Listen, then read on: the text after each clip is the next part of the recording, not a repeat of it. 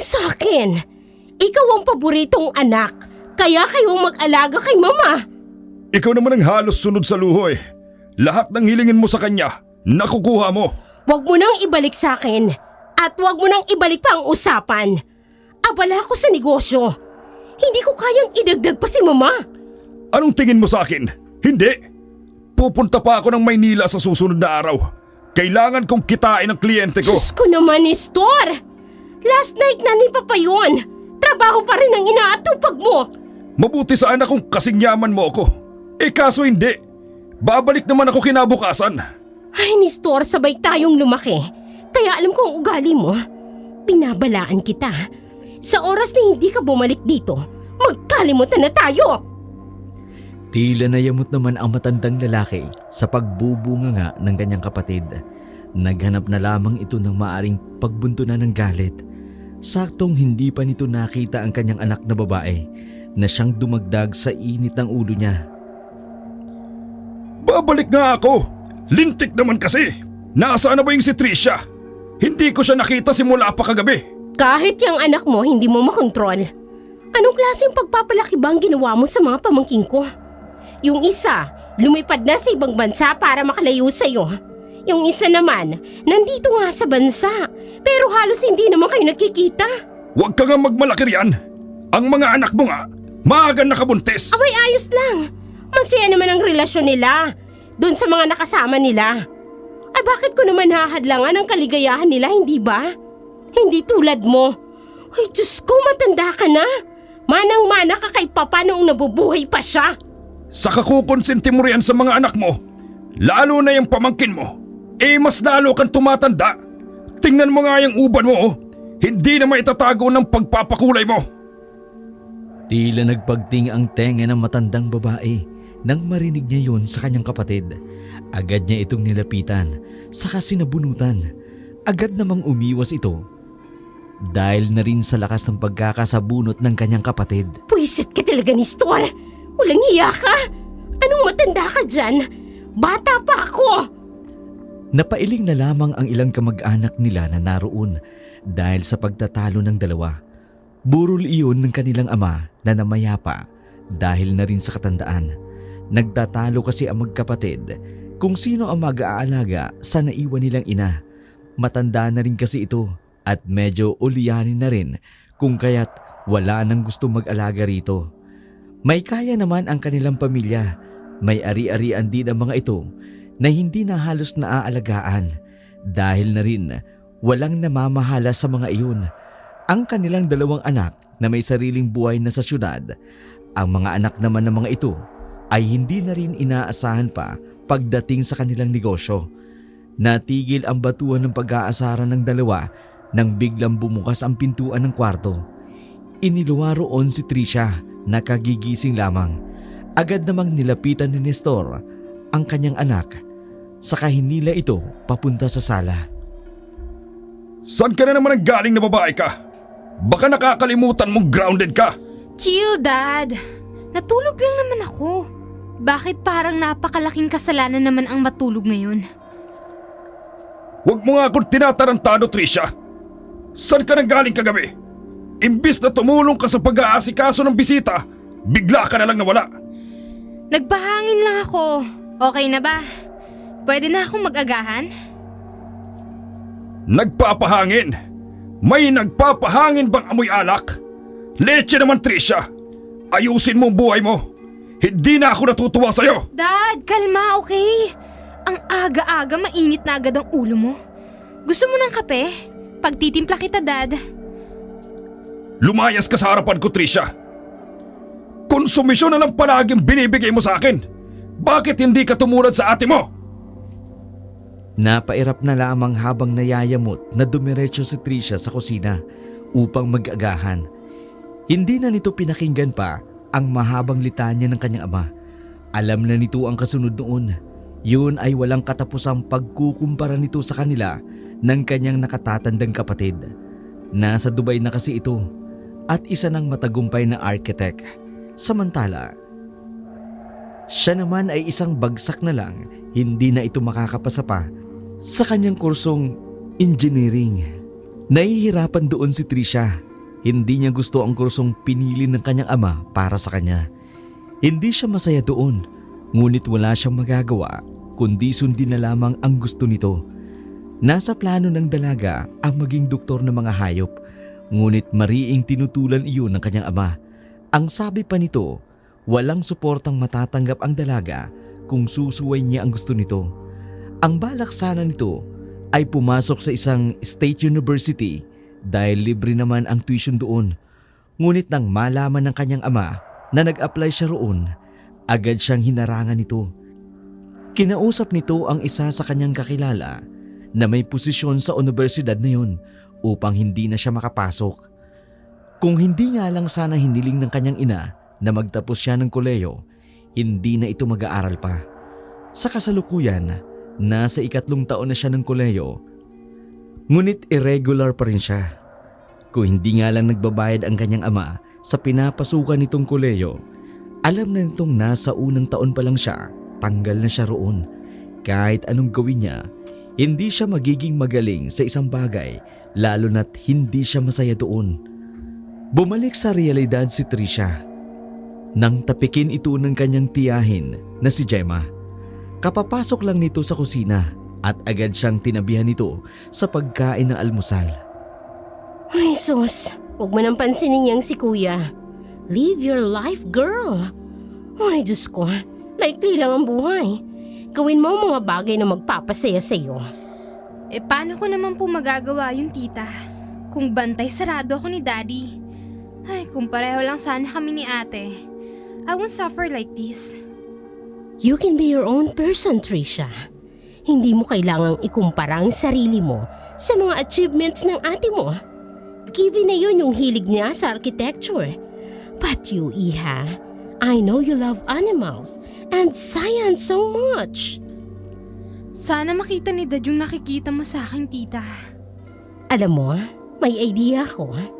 Alam kong hindi to good news, pero pwede itong i-compare dyan sa pagpupumilit mo sa engineering. Oh gosh, numbers are so draining. Mana ka talaga sa akin, mahina sa numero. Natawa na lamang ito sa naging turan ng kanyang tiyahin. Minsan lamang sila magkita nito. Ngunit kung mag-usap sila, tila lagi sila magkasama. Mas close pa nga sila kaysa sa kanyang sariling ama. Taliwas naman sa relasyon nila ng kanyang mga pinsan. Mas close pa ang mga ito sa kanyang ate Trina.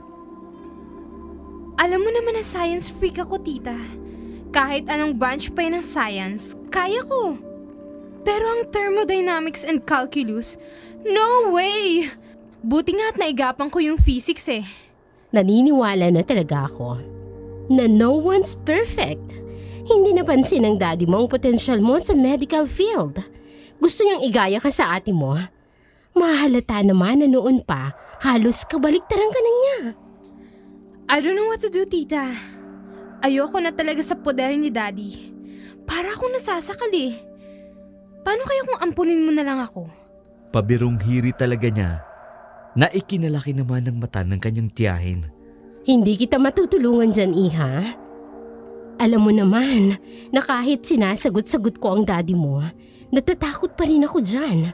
Nakakatakot yan magalit. Mana yan sa lolo mo. So, stuck na talaga ako sa engineering, tita. Please, help me. Napangiti naman ang babae na para bang may naisip siyang magandang ideya na maaaring makatulong kay Trisha.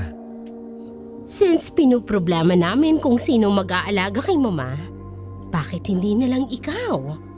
You can stay here. May state university naman dito, and as far as I know, may mga kakilala ka rin dito. Bad idea yan, tita. I don't like it here. Mahinang signal. Wala masyadong bar o kahit tambayan man lang. Anong gagawin ko dito? Makipag-usap sa mga palaka? Take it or leave it, Iha. I can talk to your dad about that. Pero kung ayaw mo naman, ikaw ang bahala. And alam mo ba, may ino-offer na BetMed ang program dito.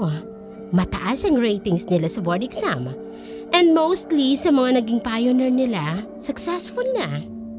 Huwag mo akong susuhulan ng ganyan, tita, please. Baka i-grab ko pa yung offer mo. Pag-isipan mo lang, Iha, wala namang mawawala sa'yo. Napahigop na lamang ang kanyang tiyahin ng kape habang ito ay namumroblema kung mananatili ba siya sa poder ng kanyang lola o sa kanyang ama. Kung sa kanyang ama kasi ito, pwede siyang makapagliwaliw dahil hindi naman gaano itong umuuwi. Ang problema nga lang niya, bantay sarado siya, lalo na sa kanyang pag-aaral. Hindi naman problema ang kanyang lola dahil may mga katulong naman ito. Nahihirapan lang kasi ang dalaga na iwan ang buhay na nakasanayan niya sa syudad. Sa malalim na pag-iisip ni Trisha, nang may pumasok na binata sa kusina, pawisan ito na mas lalong nagpapadagdag ng kanyang kakisigan.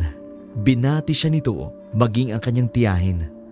By the way, Trisha, si Marco nga pala, hardinero ni Mama. Nagpo-part-time lang siya dito dahil nag-aaral pa. Ano nga ang kinukuha mo, Iho? Hello po. Education po. Science major po. Sa tingin ko, magkakasundo kayo nitong pamangking ko. Mahilig din yan sa sensya. Dito ka na lang din nag-aaral? Opo, nasa 2 taon na po ako. Kapag natuloy sa paglipat itong pamangking ko, huwag mo siyang pababayaan, ha?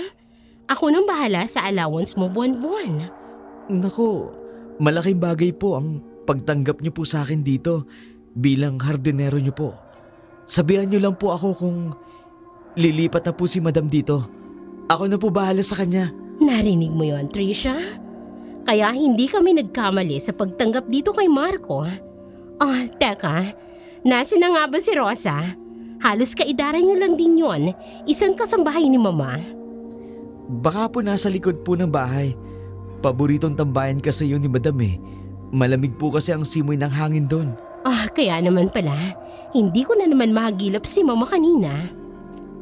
Tiningnan lamang ni Trisha ang kausap ng kanyang tiyahin. Maraming pinag-usapan namang ito. Siya naman ay tinapos ang kanyang pagkain. Nalaman din ni Trisha na isang beses sa isang linggo, bumabalik sa bahay ng kanyang lola si Marco. Panganay daw ito sa magkakapatid, kung kaya't doble kayod siya para sa kanyang gastusin sa pag-aaral, maging ang pagtulong sa gastusin sa kanilang bahay. Iniwan na lamang niya ang dalawa at abala sa pag-uusap. Wala naman kasi siyang sasabihin pa at hindi rin naman ito makasabay sa kanilang usapan. Maliban sa buhay ng lalaki, puro halaman ang kanilang pinag-uusapan at hindi naman mahilig si Trisha roon. Lumabas na lamang ito sa kanilang bakuran upang magpahangin. Pinili niyang puntahan ang likod ng bahay dahil dumarami na ang bisitang dumarating. Tinatamad kasi ito makipag-usap sa ibang kamag-anak nila dahil na rin walang katapusang pagkukumpara ang kanyang naririnig.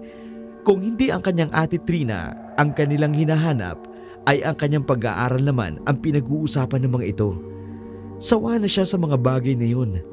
Sa kanyang paglalakad, naabutan niya ang isang dalagang hila-hila pabalik ang wheelchair ng kanyang lola.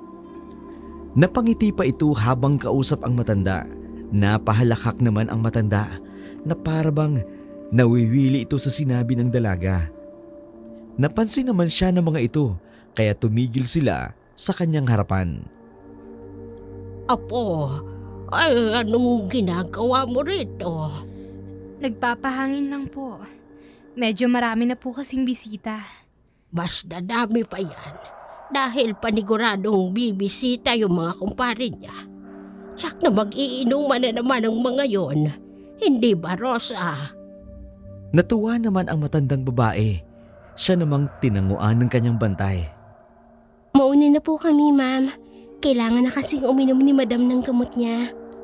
Tinanguan na lamang ni Trisha ang nag-aalaga sa kanyang lola. Ang matanda naman ay nakangiti na kumuway sa kanyang paalis. Bago pa sila tuluyang makapasok sa loob ng bahay, narinig ni Trisha ang usapan ng mga ito. Si Belinda ba? Uuwi rito.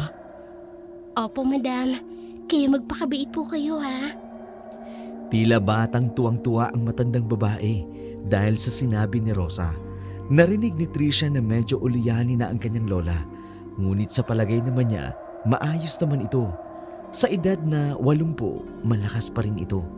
Hindi naman ito mahirap alagaan. salungat sa pinagtatalunan ng kanyang ama at tiyahin. Dumiretso na lamang ito sa hardin na nasa likod ng bahay. Tama nga ang mga ito dahil malamig sa lugar kung saan nanggaling sila ni Rosa at ng kanyang lola. Ninamnam nito ang katahimikan sa lugar na yun. Tsak na kung papayagan man siya na manatili sa probinsya, doon na ang kanyang tambayan. Papasok na sana ito nang makarinig siya ng boses na nag-uusap. Wala naman sana itong balak na marinig ang usapan, ngunit hindi niya napigilan ang sarili na makiosyoso. Nagtago ito sa isang gilid upang hindi siya mapansin ng mga ito. Totoo bang hindi ka naaalis dito? Mas maayos kasi at malaki ang sweldo mo kung sumama ka kay Sir Nestor o kay Ma'am Gemma. Maayos na ang buhay ko rito, no? Kaya ko pa namang pagtiyagaan si Madam. Hindi mo naman ako laging kasama, Rosa. Baka kung ano mangyayari sa'yo, lalo na ikaw lang mag-isa rito. Ano ka ba? Maayos naman kami ni Madam. Nakikinig naman siya sa akin. Kaya huwag kang mag-alala. Mag-iipon lang ako. Tsaka aalis naman ako dito eh. Alam mo naman na kailangan ko pang ipagamot si nanay. Kilala mo si Madam Rosa.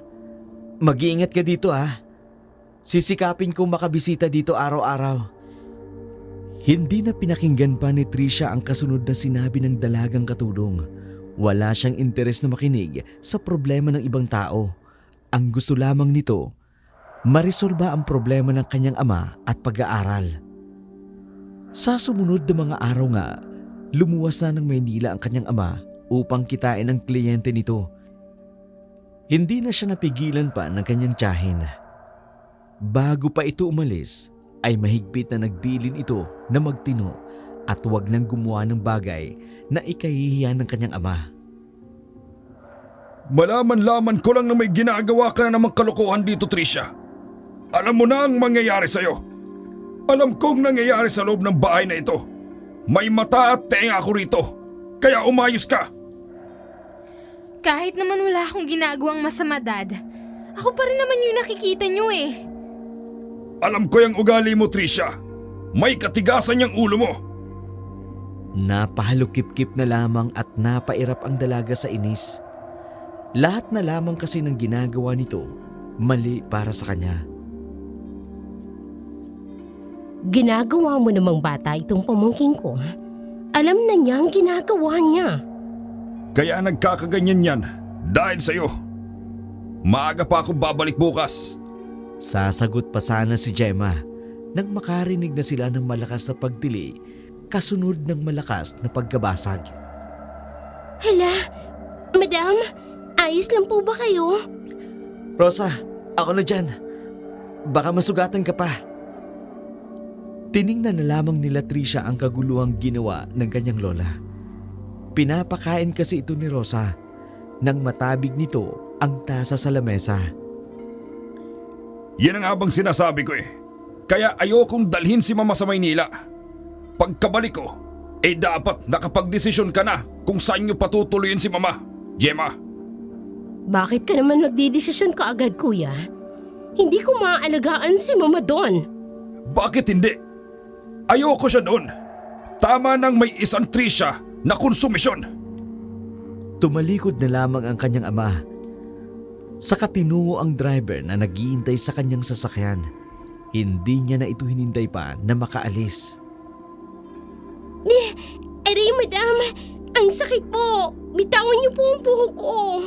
Dali-daling tinungo ni Gemma ang kanyang ina na nanggigigil sa pagsasabunot sa kanyang kasambahay. Maraming nakuwang buhok ang matanda na ikinalaki naman ng mata ni Gemma. Pinagtitinginan sila ng mga tao. Pasensya ka na kay Mama Rosa. Ayos lang po ako, Ma'am. Nabigla lang po ako. Hindi naman po ganito si Ma'am lagi eh. Sinusumpong lang po yata ng sakit niya. Belinda! Saan si Belinda? Kailangan ko si Belinda! Manaman, matagal nang patay si ate. Hindi ako naniniwala. Ilabas niyo si Belinda! Rosa, ipasok mo na nga si Mama sa kwarto niya. Baka makaistorbo na naman siya sa mga bisita. Tumaliman naman ang dalaga sa utos ng amo nito. Si Trisha naman, sa kabilang banda, inutusan ng kanyang tiyahin upang asikasuhin ang kanilang mga bisita. Wala itong nagawa, kundi ngitian ang mga ito ng pilit.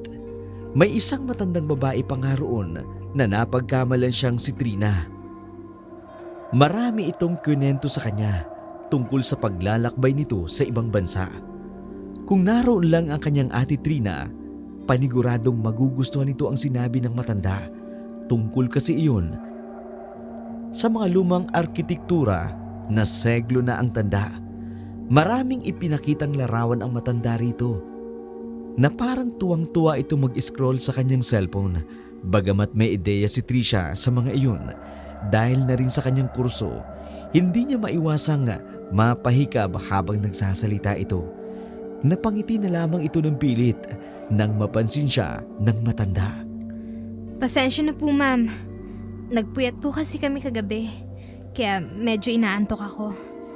Noon lamang niya tinitigang maigi ang matanda, kung kaya't napakunot noo ito. Tinanong siya nito kung siya ba si Trisha. Agad niya namang tinanguan. Padabog na ipinasok ng matanda ang kanyang hawak na cellphone sa kanyang bag. Tinalikuran na lamang niya na walang pasabi si Trisha. Narinig pa nito ang kanyang pagpaparinig sa ilang mga naruroon. Kaya pala parang boba ang kanyang kausap dahil hindi naman pala ito si Trina. Napairap na lamang si Trisha sa ginawa ng matanda sa kanya. Nakaramdam siya ng mahinang pagtapik sa kanyang balikat.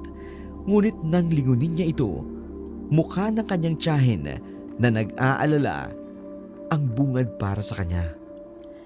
Ayos ka lang ba, anak? Huwag mo nang pansinin niyang si Chabelen. Ganyan talaga yan noon pa man. Sanay naman po akong makita ang disappointment sa mga mukha nila. Lalo na kapag nalaman nilang hindi ako si Ate Trina. Tulungan mo na lang si Rosa sa kusina. Nagpapalaman siya doon ng tinapay. Ako nang bahala sa mga bisita. Baka ano pang magawa ko sa mga yan? Oras na makarinig na naman ako ng hindi magandang sinasabi nila tungkol sa iyo. Tipid na napangiti na lamang ang dalaga. Tinapik-tapik ni Gemma ang kanyang pamangkin bilang pagpapalakas ng loob nito. Pumasok si Trisha para sanang tumulong kay Rosa nang maabutan nito na masayang nagkukwentuhan sila Marco. Hindi siya napansin ng mga ito kung kaya't napatikim na lamang siya para agawin ang pansin nila. Nang lingunin naman ito, ngumiti na lamang ang dalaga. Pinapunta kasi ako ni Tita para tulungan kayo. May pwede ba akong maitulong sa inyo? Anong pwede kong gawin? Naku ma'am, wag na po. Hayaan niyo na lamang po kaming tumapos ito. Magpahinga na lamang po kayo. Nabuburyo na talaga ako rito. Wala naman akong magawa kasi. Mahilig po ba kayo sa halaman, ma'am? Magmamarkot po kasi ako mamaya. Pwede niyo po ako matulungan doon. Kahit walang hilig doon si Trisha, napatango na lamang ito. Wala rin naman kasi siyang ibang gagawin maliban sa umiwas sa mga matatandang kamag-anak nila. Tiningnan na lamang siya ni Rosa, sakang hinitian. Simula nang dumating siya, hindi pa sila nakakapag-usap. Tahimik lamang ang mga ito sa kanilang ginagawa. Naisipan nitong magtanong na lamang sa mga ito dahil nababagot na siya habang tinitignan silang nagpapalaman ng tinapay. Nag-aaral ka pa ba, Rosa? Sa pagkakaalam ko kasi, itong si Marco, 3rd year college na. Mukhang ka-age lang din naman kasi kita. Hindi na po ako nag-aaral, ma'am. Hanggang high school lang po ang tinapos ko. Sayang naman. Bakit hindi ka na tumuloy? Libre na ngayon ang mga state universities. Bakit hindi ka sumubok? Madali lang po kasing sabihin yan, ma'am. Hindi po kasi tayo pareho ng pinagdadaanan sa buhay. Hindi po ako pinanganak na mayaman. Hindi rin naman ako mayaman eh. Nagsasuggest lang naman ako. Marami kasing opportunity kang makukuha, lalo na kung nakapagtapos ka. Hindi ko po piniling maging mahirap, ma'am. Kung pinili ko pong mag-aral, paano na lang po yung mga kapatid kong umaasa sa akin? May sakit po ang tatay ko. Ang nanay ko naman labandera. Maliliit pa po yung mga kapatid ko, kaya hindi ko rin maiwan. At saka, kapag nag-apply po ako sa State University na sinasabi mo, ma'am, paano na po ang pang-araw-araw na gastusin ko? Yung mga libro. Okay. Pasensya ka na sa sinabi ko. Hindi ako aware na hindi pala tayo pare-pareho ng pinagdadaanan. Itinaas na ni Tricia ang kanyang dalawang kamay bilang pagsuko. Nagtanong na lamang ito, ngunit marami nang sinabi si Rosa. Naiinis si Tricia sa ganung klase ng tao dahil kagaya ito ng ugali ng kanyang ama. Maliit na bagay lamang pinapalaki nito. Tila napansin naman ni Marco ang pananahimik ni Tricia kung kaya't ibinabana nito ang kanyang hawak na kutsara saka tumayo ito sa kanyang kinauupuan. Pwede bang ikaw na lang magtapos nito, Rosa?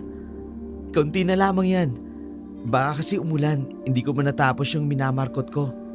Kaya ko na to, Marco. Salamat sa tulong mo. Tinanguan na lamang ni Marco si Rosa, samantalang hinahanap niya ang nakapangalumbabang si Tricia. Ikaw, ma'am. Tutulungan niyo ba ako, ma'am? Tila nabigla naman si Tricia nang mapansin itong kumakaway sa kanyang harapan si Marco. Ha? Ano? Saan? Si ma'am talaga. Ayos lang po ba kayo? Kung gusto niyo po, matulog na lang muna kayo. Pumasok po kayo dun sa loob. Ang balita ko po, napuyat kayo kagabi. Ayos lang ako, ano ka ba? May iniisip lang ako. Aalis na ba tayo? Diyan lang po tayo sa likod, ma'am. May naiwan kasi akong minamarkot dun eh. Utos pa yun ni madam sa akin. Sumunod na lamang si Tricia sa binata. Dumiretso sila sa likod ng bahay kung saan may nakahanay na puno ng kalamansi. Sa ibaba naman noon, may mga sangang nakalagay sa maliit na plastik na may lamang lupa. Medyo maalinsangan ang panahon ng mga oras na yun. Naiirita si Tricia sa init ng kanyang nadarama. Ngunit hindi na ito nagreklamo kay Marco. Ayaw niyang mawalan ng kausap sa bahay na yun. Ganito po ang gagawin natin, ma'am. Babalatan niyo lang po ang mga sanga nitong kalamansi. Pagkatapos po, itatali niyo itong sanga rito. Madali lang po yan, ma'am. Ibinigay ni Marco ang extrang cutter nito, saka ipinakita kung paano ang gagawin ng pagmamarkot. Namangha naman si Tricia sa mabilis na pagkilos ni Marco. Tila ang dali nito kung titingnan habang ginagawa ng lalaki, kung kaya't sinubukan itong gayahin, ngunit hindi pala iyon ganun kadali. Aray! Bakit ganun? Ang dali-dali lang kung ikaw ang gagawa. Ayos ka lang ba, ma'am? Ako na po dyan. Iabot mo na lang po sa akin yung tanim na imamarkot. Nawili si Tricia sa pagtulong kay Marco. Nagkukwentuhan din ang mga ito tungkol sa mga halaman. Marami itong natutunan sa lalaki. Noon lamang siya natuwa sa pakikinig tungkol sa pagtatanim. Naunawaan na lamang niya ang dahilan kung bakit natutuwa ang kanyang tiyahin sa pangongolekta ng mga bulaklak at halaman. Sa kalagitnaan ng masayang pagkukwentuhan, ay nakaramdam si Tricia na may nakatingin sa kanila.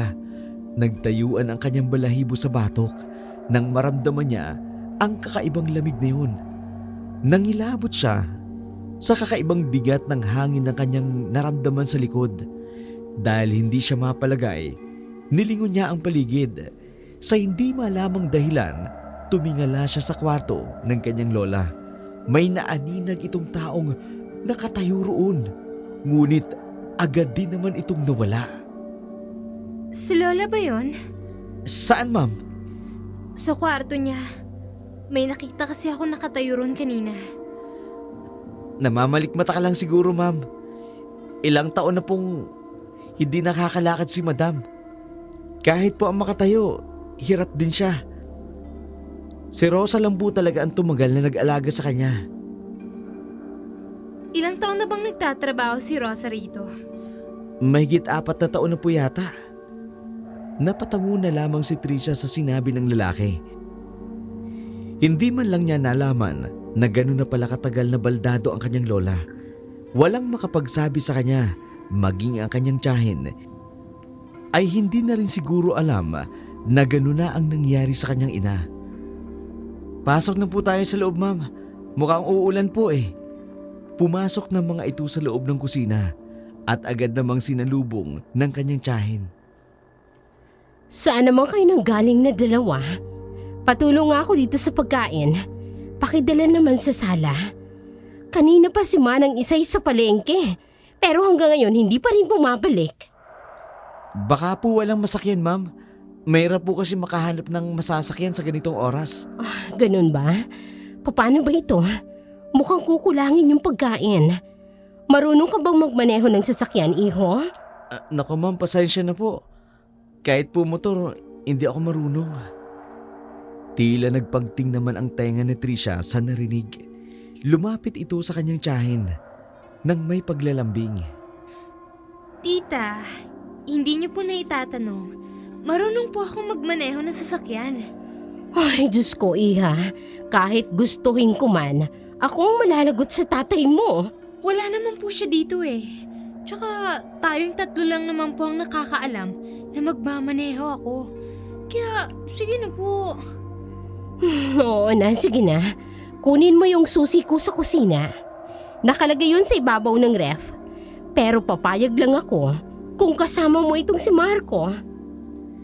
Tiningnan ni Tricia ang binata bilang paghingi ng permiso dito.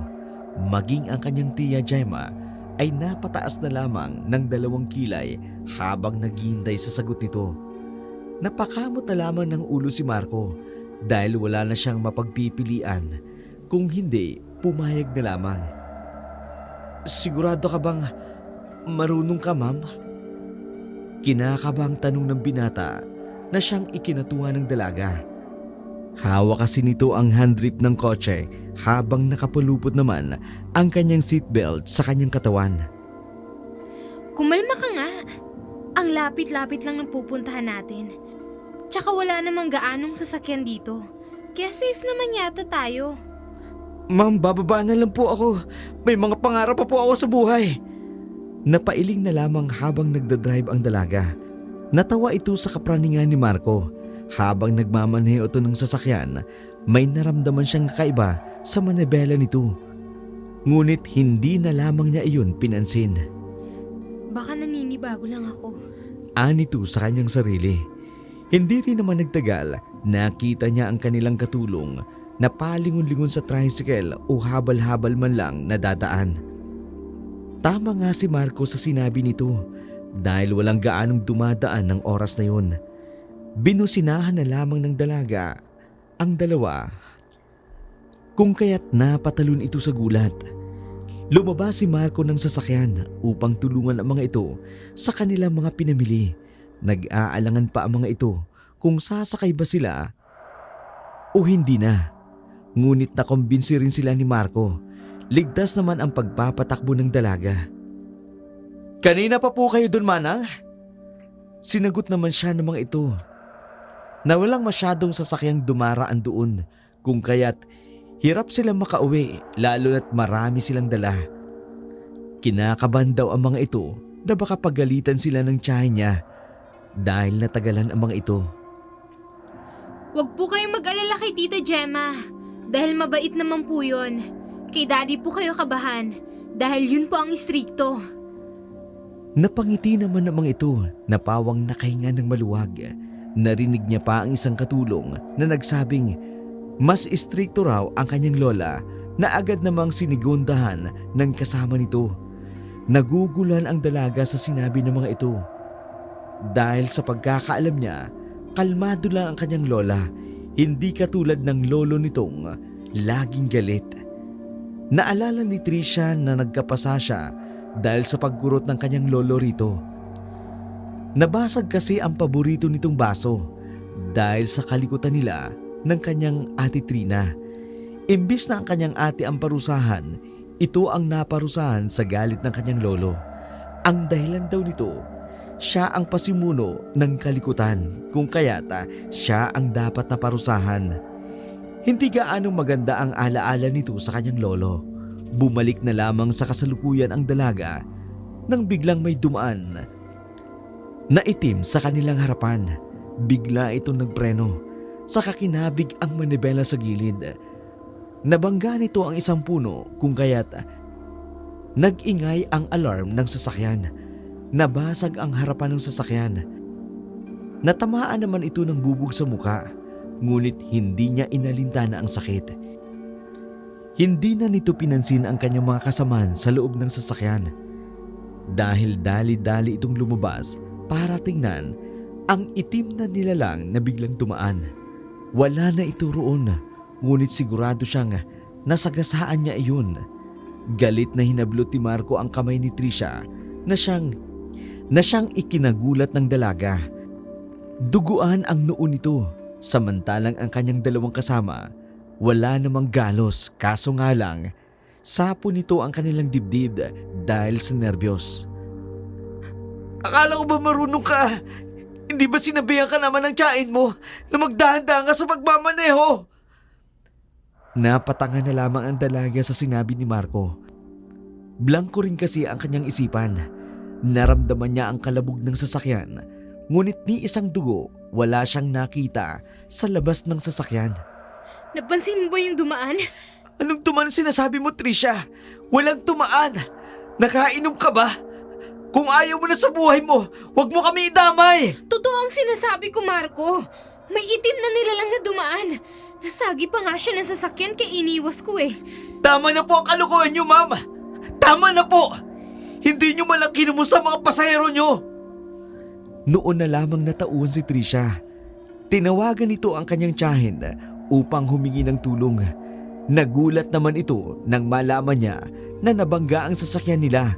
Hindi nagtagal, dumating ang kanyang tiyahin na nag-aalala sa lagay nila. Ayos lang ba kayo? O, taka, dumiretso na tayo sa ospital. Ay, Diyos ko, paghagalitan ako ni Kuya rito. Pasensya na po kayo, tita. Hindi ko po sinasadya. May bigla po kasing dumaan kanina. Iniwas ko lang naman po yung sasakyan eh. Save your explanation later, Iha. Kailangan nating ipagamot sila Marco. Tiningnan na lamang ni Trisha ang binata na malayo ang tingin. Alam nitong galit ito sa kanya. Ang dalawang katulong naman, tipid lang nang ngumiti sa kanila. Humingi na ito ng pasensya sa mga ito. Wala naman daw problema dahil hindi naman sila nasaktan. Kinakabahan lamang daw sila sa bilis ng mga pangyayari. Excuse me po. Sino po ang bantay sa patay? Kay Rosa ko na muna iniasa ang mga bisita. May pinsan naman akong kararating lang. Sa kanya nga itong sasakyan na gamit ko ngayon. May pamahiin po kasing bawal iwanan ang patay ng mismong miyembro ng pamilya. Hindi ako mapapalagay kung hindi ko nasisiguradong ayos kayo. Sa panahon ngayon, hindi na pamahiin ang bumubuhay sa atin. O siya, labas na sa sasakyan. Magpatingin na kayo ron. Nakarating sila ng ospital na hindi siya pinapansin ng kanyang tiyahin. Ang sugat naman nito na nilagyan lang ng bandage dahil hindi naman daw iyon malalim. Ang noo ni Marco ang siyang tinahi dahil malaki-laki rin ang hiwa noon. Hindi na rin sila pinakonfine ng doktor dahil hindi naman daw malala ang kalagayan nilang lahat. Umuwi rin kaagad ang mga ito, ngunit sa hindi inaasahan ni Trisha, naroroon ang kanyang ama na nag-aabang sa kanila. Nakahalukip-kip ito habang mariing nakatingin sa kanya. Napayuko na lamang siya dahil sa takot sa ama. Alam kasi nitong may kasalanan siya kaya wala siyang magagawa kundi harapin ang galit ng kanyang ama. Sumenyas ito na sumunod siya sa kanya. Sumama naman ang kanyang tiyahin na tahimik lamang nang naglalakad papasok ng bahay. Maraming bisita pang naroon, ngunit hindi sila pinansin na magkakapatid. Dinala siya ng kanyang ama sa hardin sa likod ng bahay, kung saan malayo sila sa mga tao. Isang malakas na sampal ang iginawad ng kanyang ama sa pisngi nito. Agad na namula iyon. Hindi pa nakontento dahil binigyan niya pa ito ng magkabilang sampal. Halos mahilo si Trisha dahil sa lakas ng pagkakasampal. Hindi ba't sinabihan kitang huwag mo akong ipahihiya? Punyeta, Tricia! San ba ang utak mo? Buo ba ka talaga kahit kailan? Nestor, ano pa? Hindi mo man lang ba kinumusta yung anak mo? Kung ayos lang ba siya? Ay, Diyos ko naman. Kagagaling niya lang sa ospital. May sugat yan. Hindi tamang bigyan mo siya ng mag-asawang sampal. Nagmamagaling ka na naman, Gemma. Isa ka rin eh. Mahigpit kitang sinabihan na bantayan mo yung pamangkin mo. Hindi mo lang siya pinalabas ng bahay. Pinag-drive mo pa. Ano na lang ang sasabihin ng kamag-anak natin sa kapabayaan mo, ha? Nadamay pa yung 3 katulong sa katigasan ng ulo nyo! Yan ang problema sa'yo.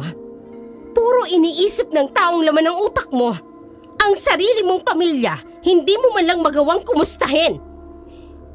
Itanim mo naman sa sentido mo na huwag puro pride ang paiiralin dahil wala kang mararating dyan. Akmang sasampalin din sana ni Nestor ang kanyang kapatid nang sinalubong nito ng kamay niya. Walang takot na hinarap niya ang kanyang muka. Nahandang-handang salubungin ang sampal niya. Naiwan na lamang sa ere ang kamay ng matandang lalaki. Tinalikuran niya ang mga ito na nanggagalaiti. Nang tuluyan na makaalis ang matandang lalaki, doon na lamang napaupo si Trisha. Nanginginig itong napaiyak sa damuhan. Dinaluhan naman siya ng kanyang tiyahin upang aluin. Shh, tala anak ha? Wala kang kasalanan. Sinisunok na nagsumbong si Trisha sa kanyang tiyahin tungkol sa nangyari. Hindi ko naman po sinasadya, tita eh.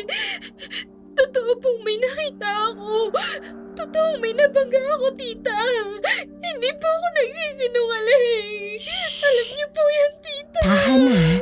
Magpahinga ka na. Lagyan mo ng yelo yung pisngi mo.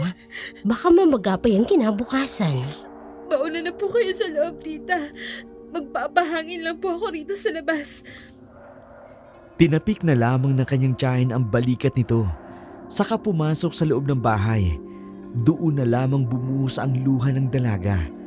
Alam niyang hindi lang doon nagalit sa kanya ang kanyang ama. Alam niyang mas malalim ang dahilan ng galit nito. Yun ay dahil siya ang dahilan kung bakit namatay ang kanyang ina. Simula nung mawala ito, walang araw na hindi galit sa kanya ang kanyang ama. Nang tumahan na ito, napapikit na lamang siya upang damhin ang lamig ng gabi. Sa kalagitnaan ng kanyang pagmumuni-muni, nakarinig siya ng kaluskos sa hindi kalayuan sa kanyang kinauupuan.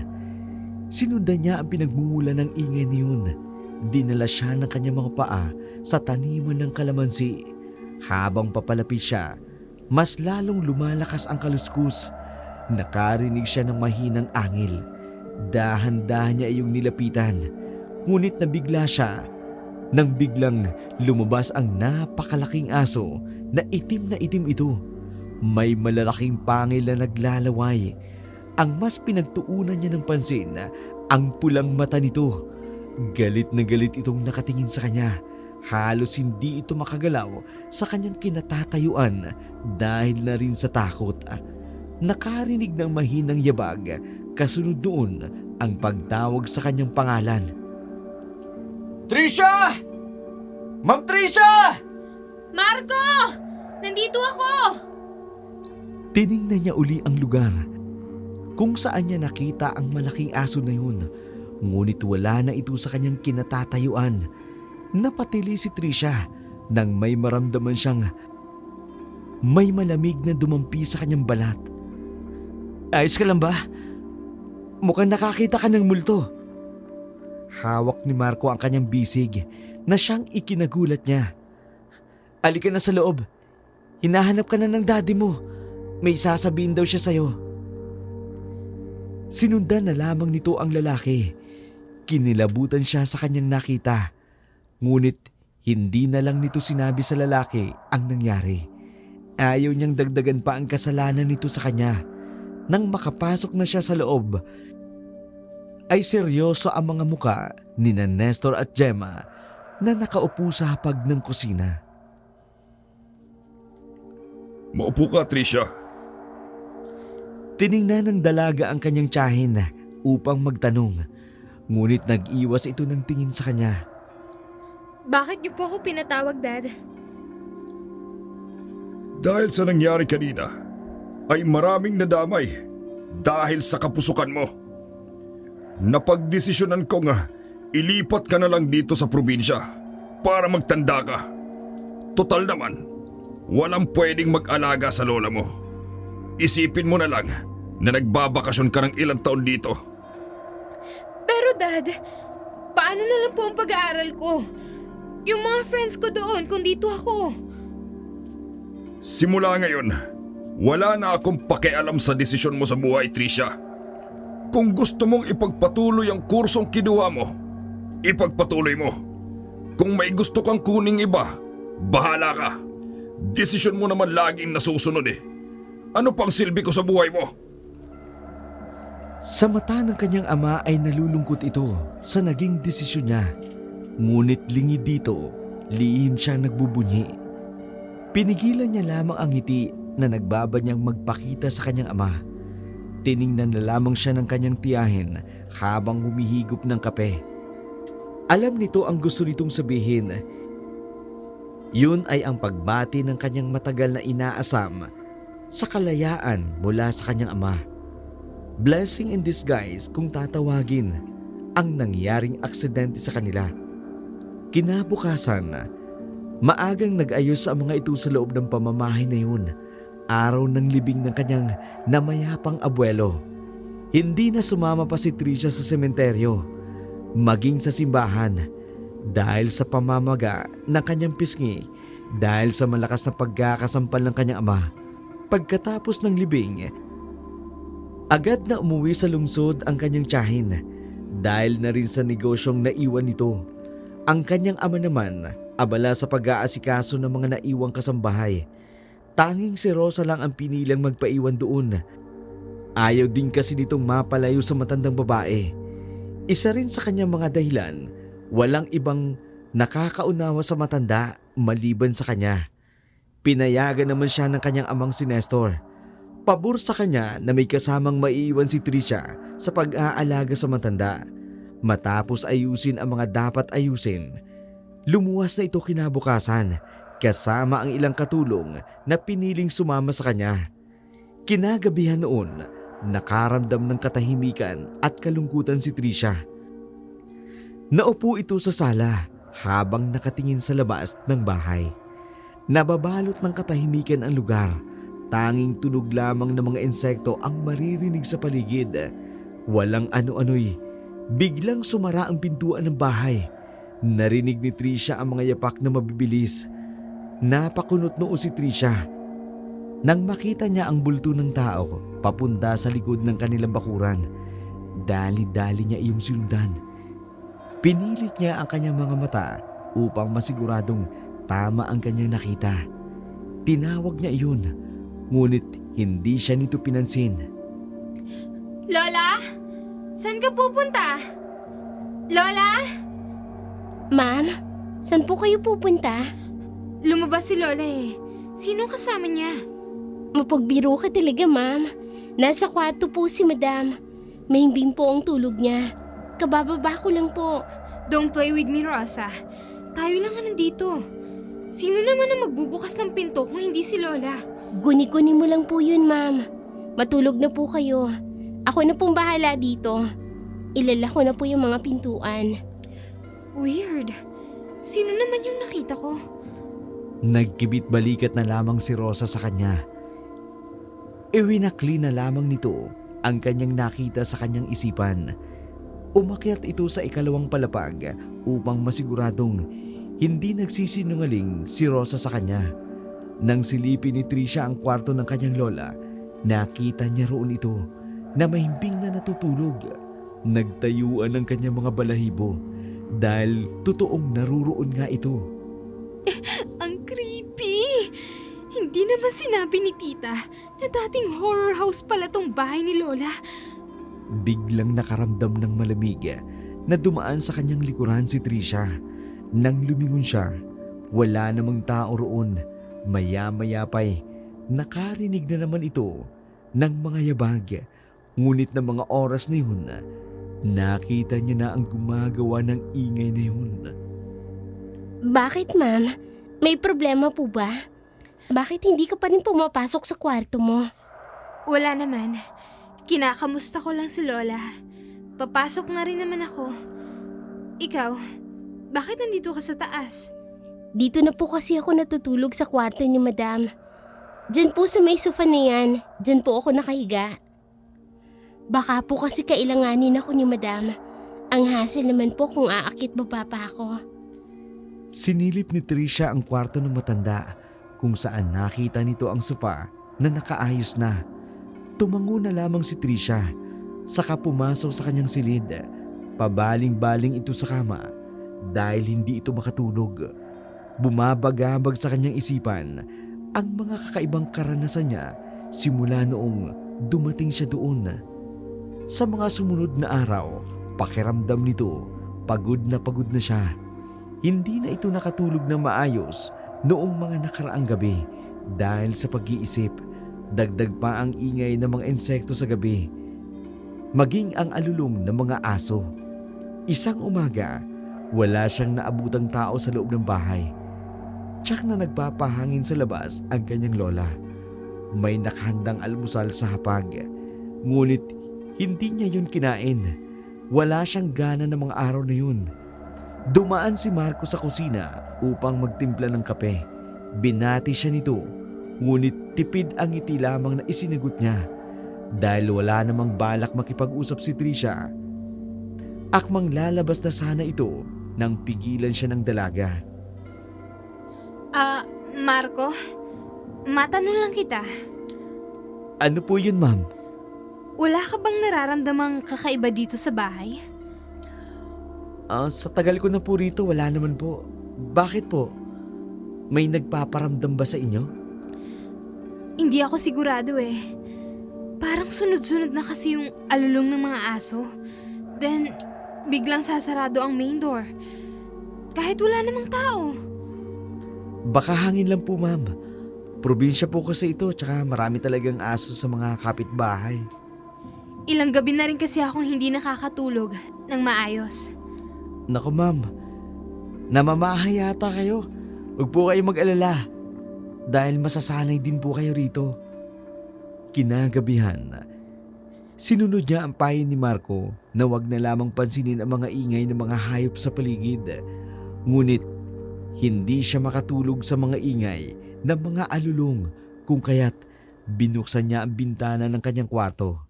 Sa labas ay nakita niya sa di kalayuan na may tao. Dahil sa kuryosidad, sinundan niya iyon. Dali-dali niyang isinuot ang kanyang balabal upang maging panangga sa lamig ng gabi. Hindi na ito nag-abalang magsuot ng tsinelas dahil sa pagmamadali. Baka ang kanyang lola iyon. Hindi maaaring maging si Rosa iyon dahil payat at medyo kuba na ang nakita niya. Sa isip-isip ni Trisha, nagkukunwari lang ang matandang baldado dahil nakita rin niya iyon sa bintana ng kanyang kwarto na mariing nagmamasid sa kanila. Sa paghahanap ng taong iyon, napadpad siya sa gubat. Sa unahan niyon, may taniman ng kalamansi. Biglang may kung anong nangalmot sa kanya. Napaigik ito sa sakit. Kanya itong hinarap, ngunit pulang-pula ang mga mata ng nilalang na nakaharap sa kanya. Wala na siyang ibang maalala ng gabing yun. Hindi niya alam kung saan siya maghahanap ng lakas upang tumakbo palayo ng gubat. Nakita na lamang niya ang kanyang sarili na tulala at nakaupo sa labas ng bahay. Ma'am, saan po kayo galing? Ano pong nangyari sa inyo? Bakit po dumudugo ang braso ninyo? Rosa, may halimaw sa gubat! Halimaw, ma'am? Baka naman po hayop lang yun. Bakit po ba kasi kayo lumalabas ng 10 oras ng gabi? Marami po talagang pag-alagala ngayon eh. Alam ko ang nakita ko, Rosa. Hindi basta hayop yun. Ano ba yun, ha? Pulang-pula yung mata niya. May bangil din siyang matatalas, Rosa. Ano yung nakita ko, Rosa? Kumalma ka po, ma'am. Halika po, pumasok na tayo sa loob. Buti na lang chinek ko muna yung pintuan bago natulog. May masakit po ba sa inyo? Itong sugat ko yung masakit. Gamutin po natin yan, ma'am. Teka lang, kukunin ko muna yung first aid kit sa taas. Dito lang po kayo, ha? Baka sa labas ko na naman kayo makita. Hindi pa rin mapalagay si Trisha kahit anong sabihin ni Marco at Rosa na normal lang ang alulong ng mga hayop sa hating gabi. Mas lalong hindi normal sa kanya ang mga nagpapakitang kakaibang nilalang. Alam niyang konektado ang lahat sa kanyang Lola Dolores. Rosa, sa tingin mo ba, aswang si Lola? Natigil naman sa paglalagay ng bulak sa sugat si Rosa dahil sa tanong ni Trisha. Tiningnan siya nito nang may pagtatanong.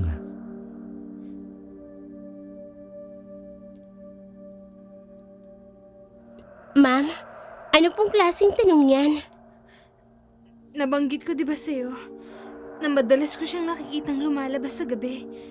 Baka aswang nga talaga si Lola. Taga-probinsya po ako. Pero hindi ko po lubos maisip na aswang si Madam. Hindi mo ba napapansin? Hindi ba't paborito niyang medyo hilaw na karne? Rare daw po ang pagkakaluto nun, ma'am.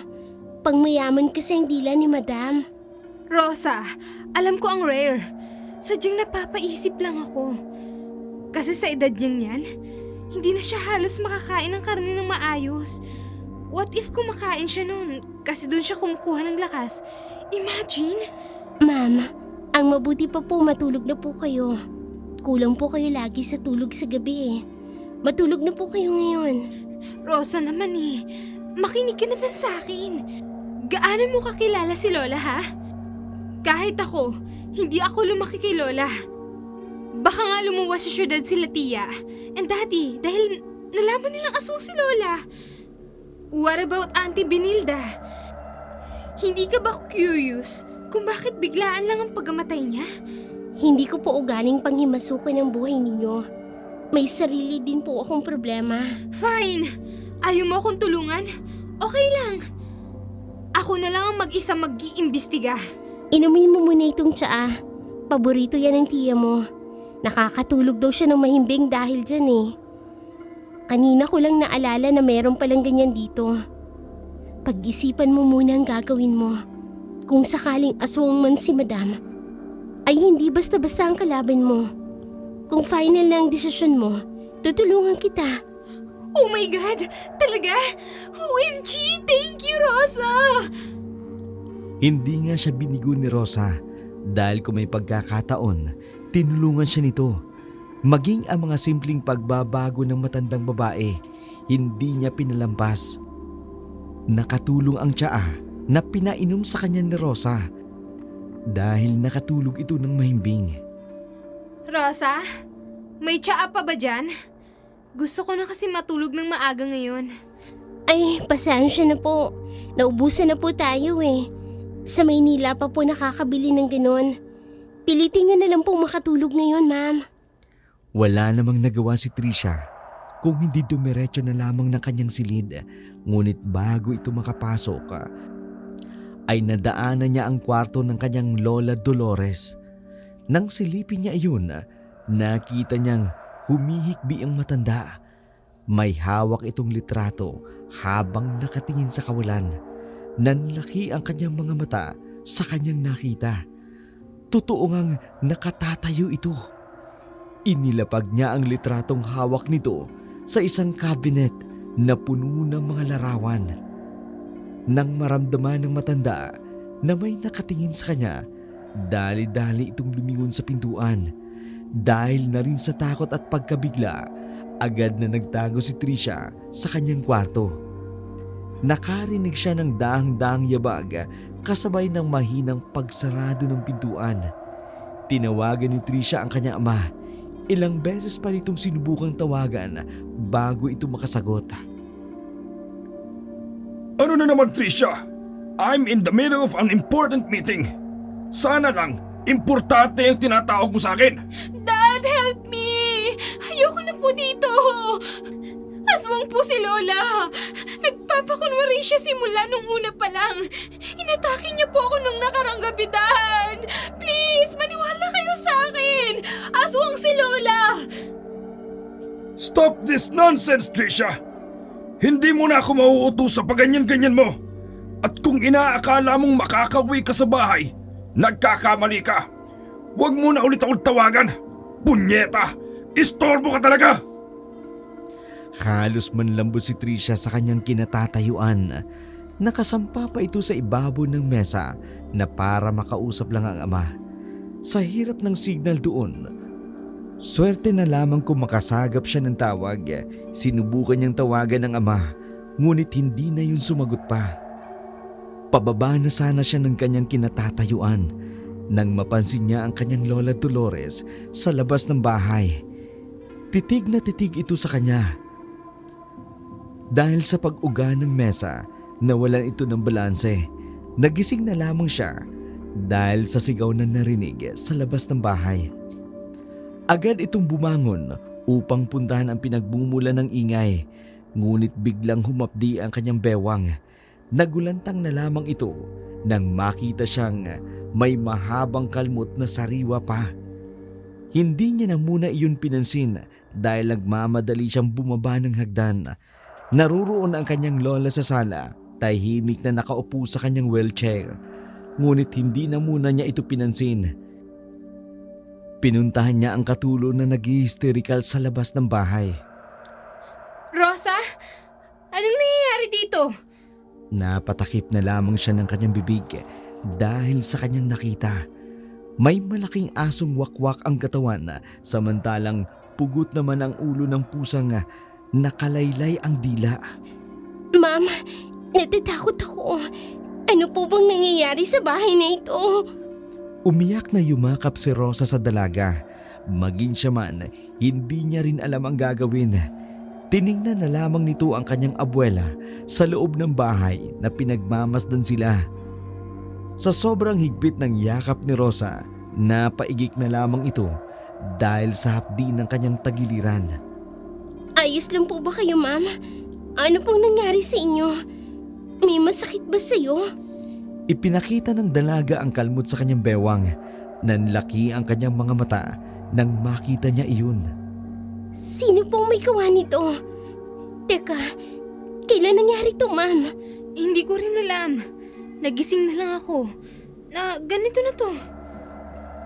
Hindi niyo po ba kinalmot yan? Medyo mahaba po kasi ang kuko ninyo. Halika rito. Dito tayo.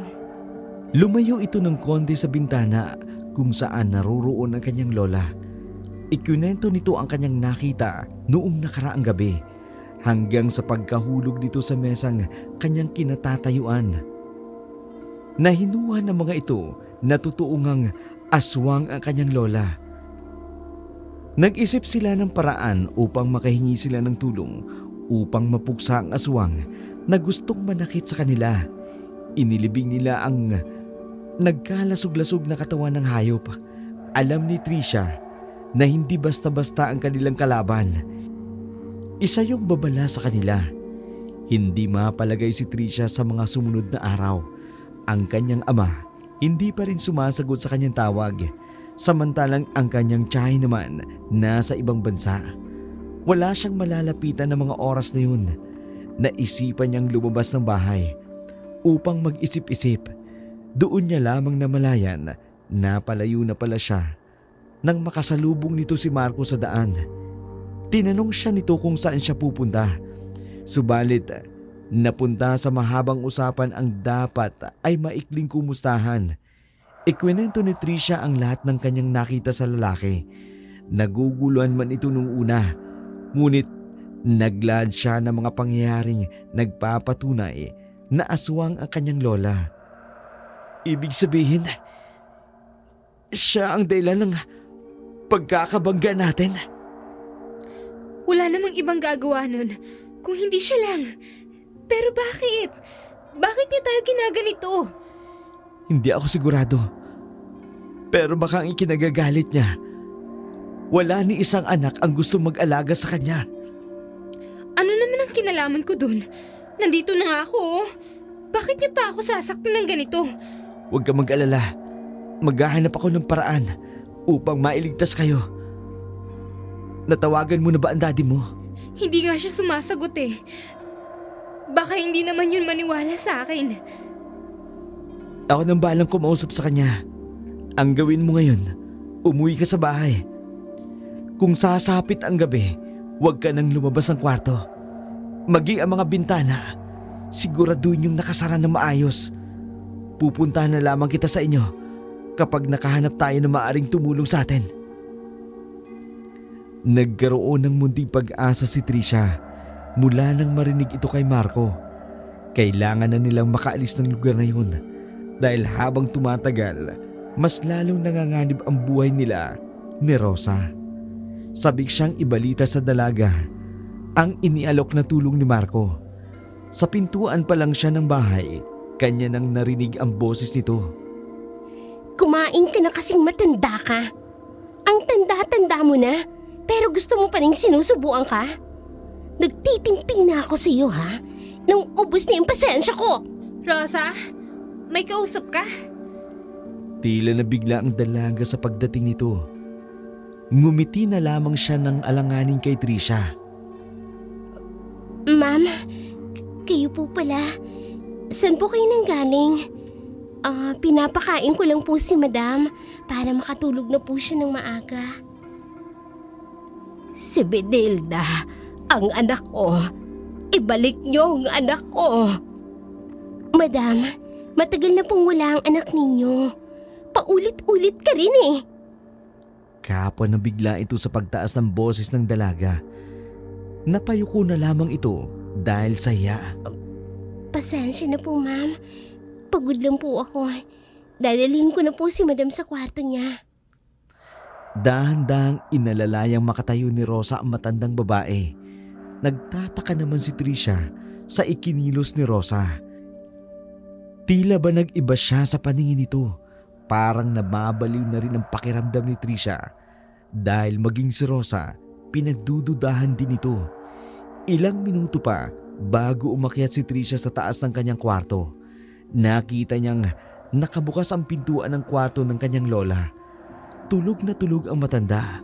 Si Rosa naman, nasa paanan nito habang may kausap sa telepono. Ano nga magagawa ko? Ginawa ko na ang lahat ng pananakot sa kanya. Hindi ko magagawa yung plano ng ako lang mag-isa. Bakit? Napaatras si Trisha dahil sa pagkabigla. Kamukhang kamukha iyon ng kanyang lola. Dahil sa kaaatras nito, nasagi niya ang isang paso na naroon sa isang gilid kung kaya't naglikha ito ng ingay. Agad na lumingon si Rosa sa pinagmumulan ng ingay. Hindi malaman ni Trisha kung ano ang kanyang gagawin. Ayaw nitong mahuli siya ng nilalang na yun. Hindi ito sigurado sa maaaring gawin nito sa kanya sa oras na mahuli siya nito. Nakahinga ng maluwag si Trisha nang biglang lumabas ang isang itim na pusa. Hindi niya alam kung saan yun nanggaling, pero laking pasasalamat niya nang bumalik sa kanyang pwesto ang kamukha ng kanyang abuela. Wala. Itim na pusa lang. Walang makakahuli sa akin, ano? Sarili lang ang iniisip ng babaeng yon. Wala naman siyang pakialam sa nangyayari sa paligid niya. Sa halos 1 buwan kong nakasama yung babaeng yon, alam ko na ang paulit-ulit niyang sinasabi. Naiirita na nga ako sa kanya eh. Kumalma ka nga dyan. Ako nang bahala rito. Ano ka ba? Wala nang maniniwala sa kanya. Naghahanap na ako ng paraan. O sige na, baka umakyat na yung bruwang yung tito. Hindi maproseso ni Trisha ang narinig. Tinuring niyang kaibigan si Rosa, ngunit hindi niya alam. Ganun pala ang iniisip nito. Nanlumo siya sa kanyang nalaman. Alam naman niya na araw-araw ay panayreklamo ito sa babae. Ngunit sa kanya lamang ito naglalabas ng sama ng loob. Ang buong akala naman nito, bukal sa loob ni Rosa ang pakikinig sa drama niya sa buhay. mali pala ang kanyang pagdududa dahil ang tunay na aswang ay si Rosa mismo. Nanginig siyang bumaba ng hagdan, saka umakyat uli upang ipakita rito na kaaakyat niya lamang sa ikalawang palapag. Napalunok ito nang makitang kalalabas lang ng kwarto ni Rosa. Ngumiti ito sa dalaga nang may pag-aalinlangan. Ma'am, pasensya na po. Pero tumawag po ang daddy ninyo. Pinapakumpiska po ang cellphone mo. What? No way! Hindi ako papayag. Never! Utos po kasi yun ng daddy mo, ma'am. Sumunod na lang po kayo. Pakausapin mo ako kay Daddy. Sasabihin ko sa kanyang lahat na nangyayari dito sa loob ng pamamahay na to. Yun na nga po ang problema eh. Ang sabi niya, nasisiraan ka na daw. May nakapagsabi sa kanya ng kung ano-ano na lang ang lumalabas sa bibig mo, ng mga walang kwentang bagay. Hindi naman ako yun dahil alam niyo naman, kampi ako sa inyo. May iba po ba kayong pinagsabihan ng mga nangyayari sa loob ng bahay? Oh my God! Si Marco! Kay Marco lang ako nagsabi. Hindi ko akalain na tatraydorin niya ako. Kaya po pala lagi siyang pumupunta rito ng palihim. Nakita ko po kasi siya minsan, sumisilip sa bahay. Kahit na hindi siya naglilinis ng hardin. Ay, oo nga pala ma'am. Pwede niyo na po bang ibigay sa akin ng cellphone niyo? Ayaw ko po kasing matanggalan ng trabaho. Walang nagawa si Trisha kung hindi isuko ang cellphone na tanging pag-asa niya lang na makaalis ng lugar na yun. Matapos makuha ang kanyang cellphone, bumaba na si Rosa. Nanghihinang pumasok ito sa kanyang kwarto, nakatitig sa kawalan ng gabi. Aswang si Rosa. Si Marco naman, trinidor siya. Wala siyang kakampi sa lugar na yun. Napansin niyang mabilis ang lakad ng kamukha ng kanyang lola. Palingon-lingon ito sa paligid. Agad na nagtago si Trisha sa kortina upang hindi siya mapansin ito. Matagal na nakatitig iyon sa bintana bago lubusang makaalis papalayo. Ilang minuto ang nakalilipas matapos makadaan ang aswang na yun. May nakita siyang ribulto ng tao na nagmamadaling pumasok sa loob ng bakuran.